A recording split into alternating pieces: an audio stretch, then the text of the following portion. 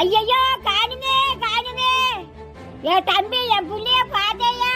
இல்லையே, உன் பிள்ளைக்கு என்னமா ஆச்சு? என் பிள்ளைய காணுமே, என் பிள்ளைய காணுமே.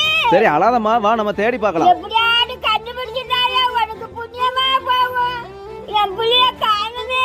அழாதம்மா, கண்டுபிடிச்சிடலாமா? எங்க போன? எத்தனை நாள் ஆனாலும் பரவாயில்ல, உன் பிள்ளையோட தான் இன்னைக்கு நம்ம போறோம்.